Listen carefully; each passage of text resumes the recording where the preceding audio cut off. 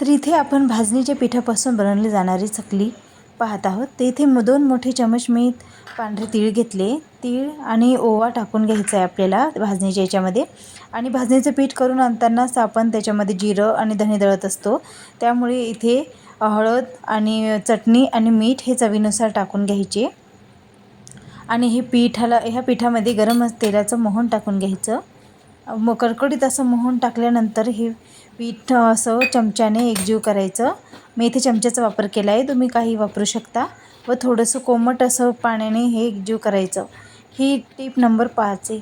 कसं आहे, कोमट पाणी टाकून जर पीठ मळलं ना, त्याचे खूप खुसखुशीत आणि छान चकली बनते, काटेरीही बनते. तर नक्की ट्राय करा.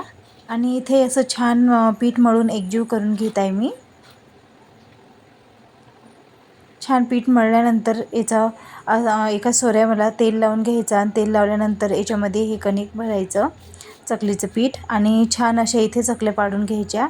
छान अशा काटेरी गोल गोल अशा चकल्या जशा हव्या तशा पाडून इथे तेल तापवण्यासाठी ठेवून द्यायचं. व त्या तेलामध्ये मीडियम गॅसवर छान असं तळून घ्यायच्या. तपकिरी रंग येईपर्यंत ह्या चकल्या आपण तळणार आहोत. चकल्याला मध्ये मध्ये हलवायचं नाही. एक वेळ त्या खालून झाल्या की नंतर मग आपण त्याला हलवू शकतो. जर आधी तुम्ही हलवलं तर त्या तुटण्याची शक्यता असते, त्यामुळे त्याला अजिबात हलवू नका.